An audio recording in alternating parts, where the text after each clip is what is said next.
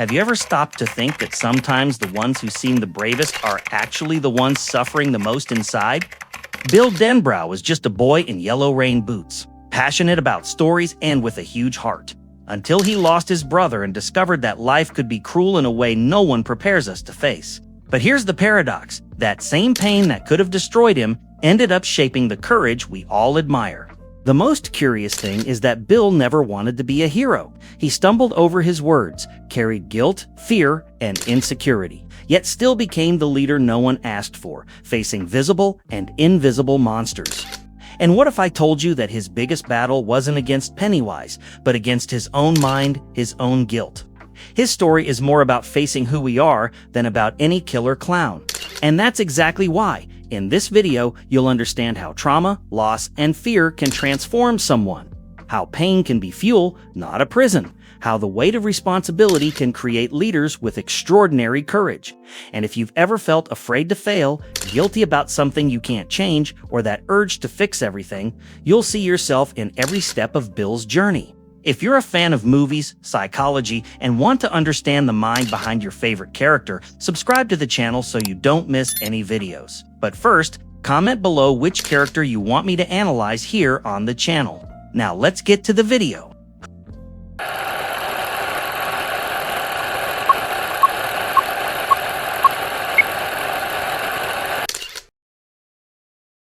Bill Denbrough is that kind of character who carries the weight of the world on his shoulders and still tries to smile. The stuttering boy with a giant heart and restless soul is the emotional center of the Losers Club. He's not the strongest or the funniest, but he has something almost magnetic about him, the courage to feel fear and move forward anyway. It's curious how he shows us right away that heroism doesn't come from strength, but from the pain we try to understand. Bill was always the kind of kid who dreamed big. Living in Derry, a town as small as it is full of dark secrets, he seemed to believe he could change the world with imagination until the day reality broke him in half. His writer's mind was born early as a way to escape, to reinvent what hurt. And that's exactly what makes him so human. That impulse to create worlds where evil can be defeated, unlike what happened in real life. When we look at Bill, it's impossible not to see a mirror. Who hasn't tried to fix something that slipped out of control? He represents that part of us that believes if we're good enough, maybe we can stop the inevitable. But life doesn't work that way, and Georgie's fate, the brother he couldn't save, was the spark of a guilt that would shape everything in him from then on. But we're not there yet. Before that, it's worth noting how Bill always had an uncommon sensitivity. While other kids distracted themselves with games, he got lost in stories, scribbled adventures, and created happy endings. Maybe it was his way of dodging reality. Like many of us do. Some use music, art, humor. Bill used imagination not to fall apart. And that says a lot about the power of the mind when the heart is wounded. But life in Derry was never kind to those who dreamed too much. The town seemed to have a silent pact with fear. And Bill, without even knowing it, was already an important piece on that board. He carried an innocent courage, the kind of bravery only a child can have, the kind born from purity, not experience, but courage, when confronted with trauma, turns into something much more complex and painful. The interesting thing is that even with his stutter, that trait that could have made him a target for mockery, Bill never let himself be defined by it. He stumbled over words, but not over ideas. And maybe that's one of his most beautiful lessons, that someone's voice isn't in the sound, but in the message. Who hasn't felt like screaming to the world but couldn't? Bill knows exactly what that feels like. In his friendships, he was the invisible link that held the group together. The kind of person who doesn't need to say much to inspire trust. You know that friend you just feel would stay by your side until the end of the world. That's Bill. But what no one noticed, not even him, was that this strength came from a very dark place. A place he wasn't ready to face yet. And that's where the real conflict begins to take shape. And honestly, if there's something that defines Bill Denbrough, it's this mix of innocence and premature responsibility. He never had time to just be a kid. And no matter how much he tried, fate forced him to grow up too soon. The question is, what happens when a child tries to be the hero of a story that can't be saved? Maybe the answer lies in the day Georgie went out to play with a paper boat. In the trauma of losing Georgie. The loss of Georgie wasn't just an event in Bill's life, it was an open wound that never healed. It's curious how pain can freeze time. While the world moved on, Bill stayed trapped on that rainy day, on that street in Derry, staring at the storm drain as if he could rewrite history. Everything else became a blur because, to him, nothing else mattered. It's as if the universe stopped along with the paper boat that sank. Many people don't realize it, but trauma isn't just the moment of loss. It's the echo that follows every day. Bill carried that what if like a ghost. What if he had gone out with his brother? What if he had told him not to go? That kind of thought is a slow poison that eats you from the inside out. Anyone who's ever lost someone and asked, what if I had done something different, knows exactly what that means. It's a fight against something you can't change. And in Bill's case, that pain became fuel. He didn't cry, he acted. And that's when trauma starts disguising itself as purpose. He convinced himself that he needed to find Georgie, even though deep down he knew his brother was gone. It's that kind of denial the mind creates so it doesn't collapse. In psychology, we call that a defense mechanism. But deep down, it's just the heart trying to protect itself from the truth. It's sad, but also very human. Sometimes we need to believe in something impossible just to keep breathing. Bill kept believing he could fix what was broken, and that belief became the compass for his entire life. It's as if he said, if I save the world, maybe I'll save Georgie too. And who hasn't done that? Who hasn't tried to fill a void with achievements, responsibilities, or promises no one asked for? The cruelest thing is that the more time passed, the further he drifted from reality. And Pennywise knew exactly where to press. Fear.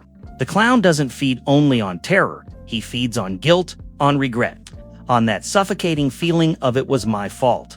Bill was the perfect feast. And in a way, the monster is a metaphor for his own mind, a reflection of the fear he could never face head-on. It's interesting to note that for a child, grief is completely different from what it is for an adult. The brain doesn't yet understand death as something definitive, so Bill mixed fantasy and reality to try to find meaning. He didn't want to accept the end. He wanted to turn pain into a mission, and that's how the boy became a hero, without realizing he was trying to save the same boy he lost inside himself. If we look closely, Bill's gaze always seems distant, as if he's seeing something no one else sees, and maybe he is. Trauma changes perception. It's as if the entire world becomes a reminder of what was lost. He looks at his friends, his house, the rain, and it all comes back. Everything is a trigger.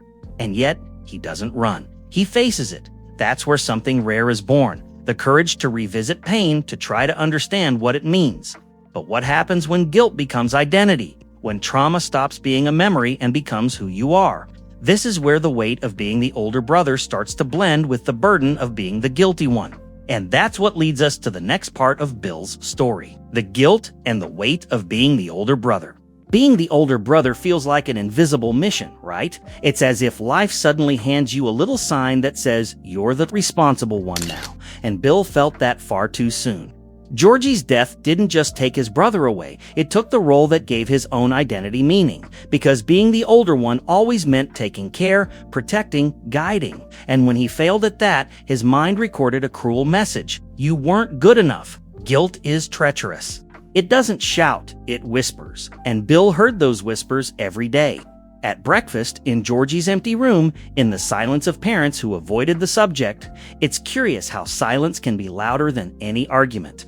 He felt he had to compensate, be stronger, more mature, more heroic. But that constant attempt to be more was just a disguise to hide the I failed. It's easy to relate to that. How many times have you tried to be the family's pillar even when you were falling apart inside? Bill did that all the time. He became the protector of everyone, the strategist, the leader. But deep down, he was still just a boy trying to convince himself he could control the uncontrollable. And that's something many people carry into adulthood. The habit of believing that if they're in control, nothing bad will happen again. The problem is that control is an illusion. Bill thought that if he were smart enough, if he planned enough, he could prevent another tragedy. It's almost poetic and tragic at the same time. He wanted to correct the past through the future. It's that unconscious logic of this time, it'll work. And as painful as it sounds, it shows how love can turn into a kind of emotional prison. The heaviest part is that, while trying to be the hero, Bill never allowed himself to be human. He swallowed his tears, hid his fear, and turned vulnerability into responsibility. And that, in psychology, is what we call functional guilt, when you use pain to feel useful. He thought he had to carry the world to deserve forgiveness. But the forgiveness he was looking for didn't come from anyone out there. It came from the brother he lost and from himself. And you know, this happens much more often than we imagine. We grow up thinking that being strong means not feeling. But Bill is the portrait of how real strength comes from facing what hurts. He didn't run away, but he also didn't heal. He stayed in a limbo between courage and regret, between wanting to move forward and not being able to let go of the past. Because to him, letting Georgie go would mean admitting he failed and that he simply couldn't do.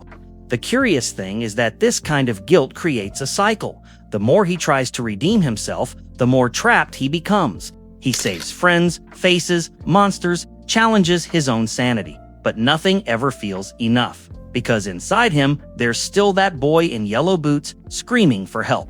And no matter how much he fights, that echo never completely disappears. Childhood became a battlefield he never managed to leave behind. And it's precisely from that need for redemption that his next big wound is born, the obsession with control. Because when you feel that chaos destroyed everything you loved, the only way out seems to be trying to dominate chaos. But the problem is that the fear of losing control is already control dominating you. The obsession with redemption and control. Bill always believed he could fix things, that if he tried hard enough, if he were smart enough, maybe he could erase the mistake that haunted him. It's almost beautiful if it weren't so tragic. That obsession with redemption made him the group's natural leader, but also the prisoner of an impossible mission. He confused responsibility with redemption and spent his life trying to defeat the past as if it were a battle still happening. And the most curious thing is that the more he tried to fix what was broken outside, the more broken he became inside. That's something many people do without realizing it, turning pain into a project.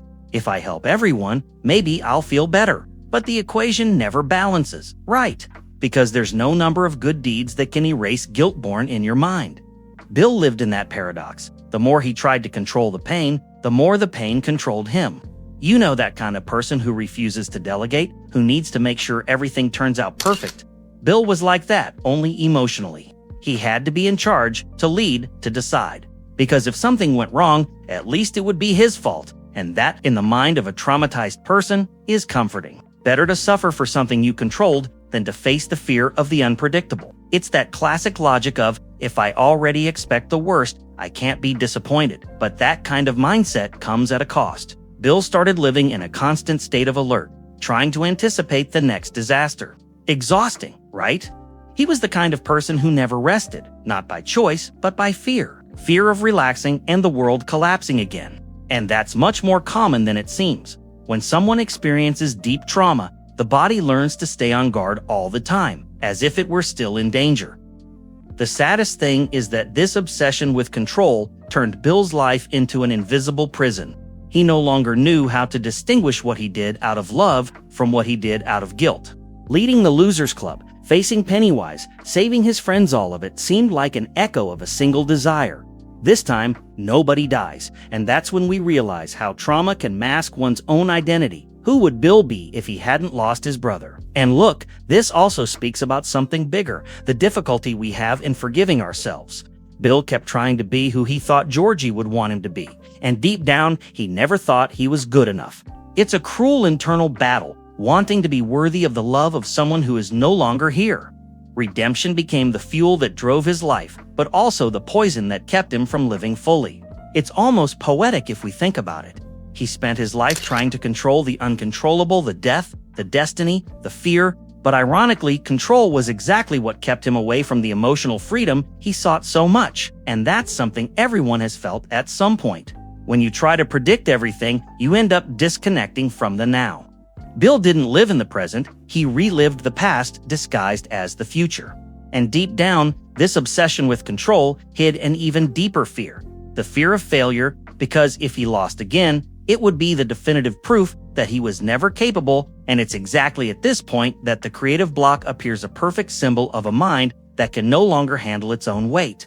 The fear of failure and the creative block. Bill grew up and became a writer, and that's no coincidence. Writing had always been his refuge, the place where chaos made sense, where he could control every line, every ending. But there's a problem. When trauma is your main source of inspiration, there comes a time when writing means facing what you fear the most. And that's when the creative block appeared, like an old enemy coming back to collect what was left unresolved. It's curious how the creative block, in many cases, is less about lack of ideas and more about fear of feeling. Bill wasn't afraid of not knowing what to write, he was afraid of what he would find inside himself if he actually wrote. It's as if his unconscious said, "Do you really want to open that door?" And honestly, who hasn't frozen in front of their own truth? Sometimes, it's not a lack of creativity, Bill wanted to write stories with perfect endings where the heroes always win, but real life never gave him that, and this contradiction was eating him alive. It's the kind of frustration that many people feel, right? When what you create doesn't align with what you live. He sought control even in words, and the fear of making a mistake kept him from creating, because to him, a mistake in writing was a reminder that he also made a mistake in real life. And that's where the fear of failure blends with identity. Bill believed that if he wrote something bad, he'd be proving that he was bad. The fear of not being good enough had followed him since the day he lost Georgie. It was the same fear, just wearing different clothes. He tried to prove himself through success, as if recognition could erase the pain. But when success came, he realized the emptiness was still there. This is one of Bill's most human moments, because it shows that when we try to fill the hole of pain with achievements, the hole only changes shape. Failure for him wasn't just professional, it was existential. He asked himself, if I can't tell the right story, how can I be sure I lived the right life? It's one of those questions we don't answer, we just feel. And interestingly, this block wasn't just about writing, it was about the fear of reliving. Because writing about Derry, about Georgie, about what he lived through, meant opening old wounds. And let's be honest, sometimes we'd rather stay stuck than feel it all again. It's easier to blame the lack of inspiration than to admit the heart is still in pieces. Bill knew that, even if unconsciously. But the paradox is that the block itself was the message he needed to understand. It was the sign that he was trying to control too much, something that simply needed to flow. Creating, after all, is allowing yourself to make mistakes. And Bill didn't allow himself that, not in art, not in life. He was the kind of person who wanted to edit emotions, cut the ugly parts, rewrite the past. But the past doesn't accept revisions. And deep down, this internal struggle shows something very profound, that sometimes the real fear of failure isn't failing, it's finding yourself. Because once you find yourself, there's no way to run anymore. And it's in this internal confrontation that another role is born, one that Bill never chose but ended up taking on, that of a leader, the reluctant hero who carries everyone's burden, the leadership and the hero role he never wanted. Bill never asked to be a leader, seriously. He just wanted things to make sense, for fear to have an explanation, for pain to have an end. But for some reason, others always looked at him and saw someone capable of guiding the group. It's curious how the world puts responsibilities in the hands of those who least expect it, right? And in Bill's case, this leadership came mixed with guilt, courage, and fear, a dangerous combination. Leadership for him wasn't about power or glory, it was about survival. He needed to make sure no one else went through what Georgie went through. It's as if he had taken on the role of eternal protector, the one who cannot fail. And that's heavy, because being a hero isn't just about facing visible monsters, it's about facing the monsters inside yourself every day. And Bill did that with a determination that mixed stubbornness and love. The most interesting thing is that he led without seeming authoritarian. He inspired trust by being vulnerable, by admitting fear, and still going on. That's rare, right? We usually think a leader is someone who commands, but Bill shows that true leadership is being together, feeling together, and carrying together. He understood the group intimately, as if each friend were an extension of himself, and maybe that's exactly what made his leadership so genuine.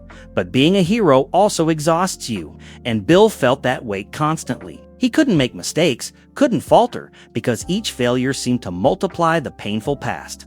It's that classic one mistake and everything falls apart. And honestly, how many people don't carry that same feeling, even on a smaller scale? Bill just amplified it to the extreme, showing how responsibility can become an emotional trap. And deep down, being a hero for him was a constant paradox. He wanted to save everyone, but knew he couldn't save Georgie. He wanted to protect but couldn't control everything. And it's in that contrast that his humanity emerges. Bill isn't invincible, he's persistent. He chooses to keep going even knowing the cost is high, even knowing guilt will never completely go away. And that's both inspiring and painful at the same time. An important detail is how he learns to balance fear and courage. Leading doesn't mean not feeling, fear it means acting despite it. Bill teaches without words that a hero isn't someone who doesn't feel, but someone who turns fear into movement. And that's something anyone can apply in real life, facing anxiety, making tough decisions, taking care of others without losing yourself. But leadership also comes with a silent lesson. No one is eternal, no one is infallible. Bill felt every weight, every decision, as if each step could save or condemn. And maybe that's why he became so empathetic, so aware of others' fragility. He leads with heart and mind, but never forgets that life is unpredictable, and that, in a way, brings him even closer to all of us. And it's exactly this mix of responsibility, courage, and fear that prepares Bill for the final challenge, the return to Derry. Because if he thought the worst was over, he was wrong. And it's at this point that the past comes knocking, bringing memories, traumas, and the confrontation he'd been avoiding since the day he lost Georgie. The return to Derry and the confrontation with the past. The return to Derry is like opening a door you locked years ago and realizing what was behind it never disappeared. Bill smells the city, the wet streets, the sound of rain hitting the sidewalks, and everything comes back. Every corner brings memories of Georgie. Every shadow seems to pulse with the fear of the past.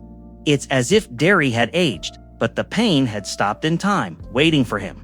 Facing the past is always uncomfortable, right?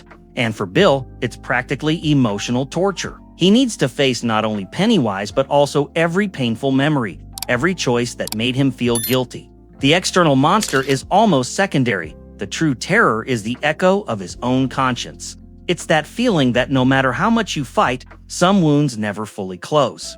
And it's impressive how fear and courage walk together at that moment. Bill feels panic rise but keeps moving forward because he knows running isn't an option. And that's a lesson that applies to any of us. Sometimes confronting what haunts us is the only way to move forward. Courage isn't the absence of fear, it's acting despite it. And Bill lives that in every scene. But there's one more detail. The return to Derry also forces Bill to confront his lost childhood. He revisits what was stolen by pain, guilt, and trauma, and realizes he can't change the past but can transform the way he deals with it. It's almost therapeutic facing fear head-on, naming every emotion, confronting your own fragility. It's a reminder that healing, when it comes, demands courage and honesty. And of course, the confrontation with Pennywise is both symbolic and literal. The monster represents everything Bill fears and everything his guilt keeps alive inside him. Every battle is more than physical. It's a psychological fight, a test of emotional resilience. It's as if every attack from Pennywise were a mirror showing all his flaws, fears, and regrets. Bill realizes it's not about defeating the monster, but reconciling with himself. A fascinating point is that, in this process, he learns to trust others more. The Losers Club isn't just support, it's an extension of Bill's own courage. He realizes that leadership isn't carrying alone, but walking together, sharing fears, strategies, and hopes. That's a huge step in his evolution because he finally transforms guilt and obsession into cooperation and empathy. And it's in this confrontation that Bill understands the past doesn't define the future. He can't bring Georgie back, can't erase the pain, but he can use the experience to become stronger and more human. It's as if every tear, every tremor, every hard decision made sense now. He faces fear but is no longer consumed by it. He transforms it into strength. And finally, it's at this point that Bill's whole story connects with who he is. The sum of loss, guilt, fear, and courage that shapes every choice, every word, every heroic act. But like every good narrative, it's still missing understanding how all of this shapes his personality in daily life and influences the choices he'll make after the confrontation.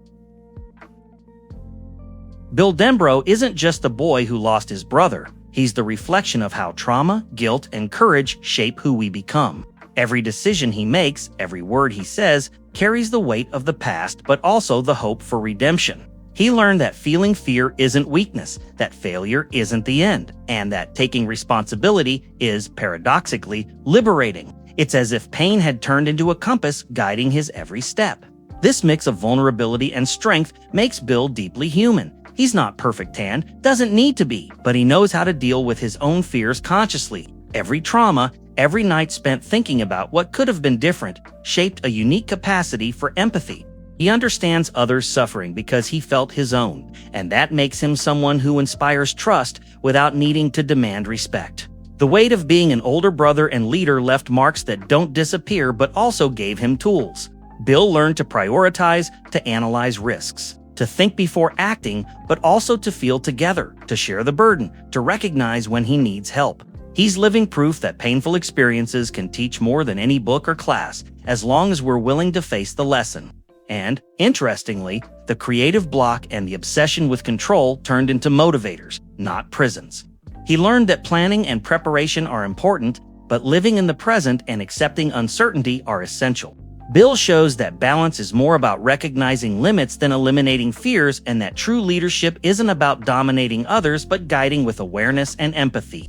The loss of Georgie never left his mind, but Bill learned to live with the pain without letting it define all his actions. He understands that the past is part of him, but not the whole. That's crucial because it teaches us that dealing with trauma isn't about erasing memories, but integrating them in a way that strengthens us. And that's exactly what makes his journey so inspiring and real. Besides that, all these experiences make Bill someone resilient and courageous in a way rarely seen. He faces real and symbolic fears, people and monsters, situations that challenge physical and emotional limits. But despite it all, he keeps his humanity intact. He doesn't turn into a cold hero. He remains human with doubts, flaws, and loving. That's what makes him memorable. In the end, Bill shows us that personality isn't something fixed, it's built through the confrontations we face, the mistakes we accept, and the choices we make even when we're afraid. He's the portrait of how courage and guilt can coexist, and that learning to deal with the weight of the past is often the greatest victory one can achieve. And that's how the stuttering boy from Derry becomes someone who, even carrying pain and fear, becomes a symbol of leadership, courage, and humanity. But his story still leaves us with one reflection.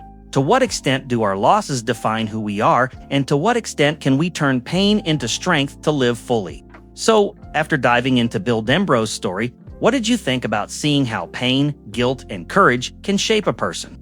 It's impressive, right? How trauma can turn someone into a leader and hero even unintentionally, showing that true strength lies in facing fear head. Now tell me, which character do you want me to analyze in the next video? I want to know your opinion. And before you go, don't forget to subscribe to the channel and turn on notifications. That way you won't miss any deep analysis, and we'll keep learning from stories that reveal the psychology behind the characters we love and that, in a way, help us understand ourselves.